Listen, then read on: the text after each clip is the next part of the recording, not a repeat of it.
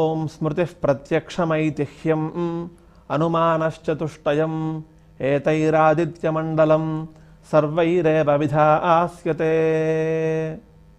ఈ అరుణ మంత్రాలలో ప్రధానంగా సూర్యుడి గురించి చెప్పబడి ఉంటుందని మనం అనుకున్నాం. ఆ సూర్యుడికి సంబంధించినటువంటి మండలము ఏ విధంగా ఉంటుంది, ఆ సూర్యుడికి సంబంధించినటువంటి కాలము ఈ జగత్తులో ఎలా నడుస్తూ ఉంటుంది అనే విషయాలు ప్రధానంగా ఈ రెండవ అనువాకంలో కాలం గురించి మనకి తెలియబడుతోంది. ఆ విషయాన్ని మనం పరిశీలిద్దాం. స్మృతి ప్రత్యక్షమైతిహ్యం అనుమానశ్చతుష్టయం. ఇక్కడ ప్రారంభంలో స్మృతి శబ్దం కనిపిస్తోంది. స్మృతి శబ్దం చేత స్మృతి గ్రంథాలు మనకి చెప్పబడతాయి. స్మృతులు అనగా మనుస్మృతి, యాజ్ఞవల్క్య స్మృతి, పరాశర స్మృతి మొదలైనటువంటి మహర్షులు రచించినటువంటి ధర్మశాస్త్ర గ్రంథాలు. ఆ ధర్మశాస్త్ర గ్రంథాలు మనకి సన్మార్గాన్ని బోధిస్తాయి. కాబట్టి ఆ గ్రంథాలు ఇక్కడ స్మృతి శబ్దం చేత చెప్పబడతాయి. ఆ తర్వాత స్మృతి ప్రత్యక్షమని రెండవ పదం కనిపిస్తోంది. ఈ ప్రత్యక్ష శబ్దం ఏంటంటే, మామూలుగా శాస్త్రంలో ప్రమాణాలని కొన్ని ఉంటాయి.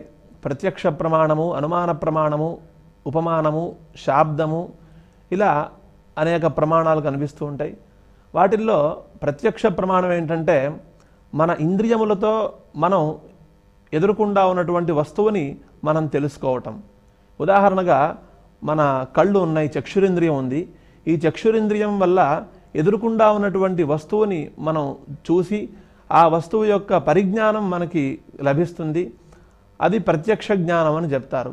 అలానే శ్రవణేంద్రియం ద్వారా మనం విన్నటువంటి శబ్దము అది ప్రత్యక్ష జ్ఞానమని, ఇలా అనేక ప్రమాణాల ద్వారా అనేక విషయాలు తెలుసుకునేటటువంటి ఉపాయాలు శాస్త్రాల్లో కనిపిస్తున్నాయి. అందులో ప్రత్యక్ష ప్రమాణము అనగా ఇక్కడ వేదవాక్యములు అని అర్థం చెప్పాలి. ఎందుకు అనంటే, వేదవాక్యాలని మనం పుస్తకం చూసి చదువుకునే పద్ధతి ఇంతవరకు లేదు, చదవకూడదు కూడా. వేదాలను మనం చదువుకోవాలి అనంటే ఒక గురువుని ఆశ్రయించి ఆ గురువు గారు చెప్పినటువంటి ఆ వాక్యాన్ని విని మనం కూడా అని ఆ తర్వాత ఆ వేదాన్ని మనం నేర్చుకోవాలి. అందువల్లనే వేదాన్ని చదవటం అని అనరు, అధ్యయనం అని అంటారు. గురుముఖ ఉచ్చారణ అనుచ్చారణ పద్ధతి. అందువల్ల గురువుగారు చెప్పినటువంటి వాక్యాన్ని విని మనం తెలుసుకుంటాం. కాబట్టి ఆ వినటం కూడా మన శ్రవణేంద్రియం ద్వారా వింటాం. కాబట్టి శ్రవణేంద్రియము శబ్దాన్ని గ్రహిస్తుంది. ఆ శబ్దాన్ని గ్రహించటమే ఇక్కడ ప్రత్యక్ష జ్ఞానం. కాబట్టి ఇక్కడ ప్రత్యక్ష శబ్దం చేత వేదవాక్యము అని అర్థం చెప్పబడుతుంది. మూడవది ఏంటంటే ఐతిహ్యము, ఇతిహాస పురాణాదులు. రామాయణము, మహాభారతము ఇవన్నీ కూడా ఇతిహాసములు. తర్వాత మత్స్య పురాణము, వరాహ పురాణము, బ్రహ్మపురాణము, వామన పురాణము ఇవన్నీ కూడా అష్టాదశ పురాణాలన్నీ కూడా పురాణాల కిందకు వస్తాయి.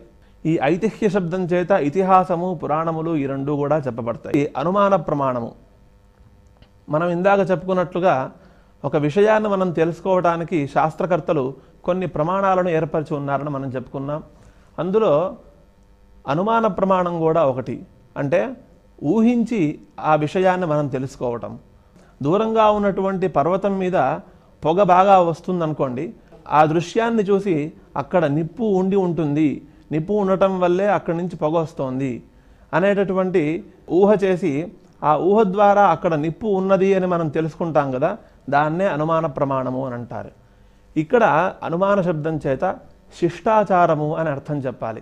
ఎందుకు అనంటే, శిష్టాచారం అంటే ఏమిటంటే, పెద్ద పెద్ద వాళ్ళు, చాలా పండితులు, విజ్ఞానవంతులు ఆచరించినటువంటి ఆచారమే శిష్టాచారము.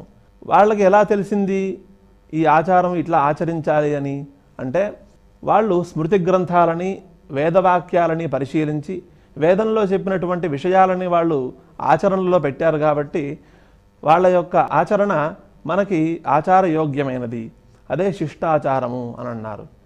ఈ ప్రకారంగా స్మృతి గ్రంథములు, వేదవాక్యములు, పురాణ ఇతిహాసములు, శిష్టాచారము ఈ నాలుగు కూడా అనుమానశ్చతుష్టయం ఏతైరాదిత్యమండలం సర్వైరేవ విధాస్యతే. ఆకాశంలో ఉన్నటువంటి సూర్యమండలం ఏ విధంగా ఉన్నది, ఎలా సంచరిస్తూ ఉంటుంది, దాని యొక్క శక్తి ఏమిటి అనే విషయాలు బోధించడంలో మనకి ప్రమాణభూతములేవి అని అంటే ఈ 4 ప్రమాణభూతములు. ఈ 4 చెప్పినటువంటి విషయాలను మనం చదివి అధ్యయనం చేసుకొని ఆ సూర్యమండలం ఎలా ఉంటుంది అనే విషయాన్ని మనం తెలుసుకోవచ్చు.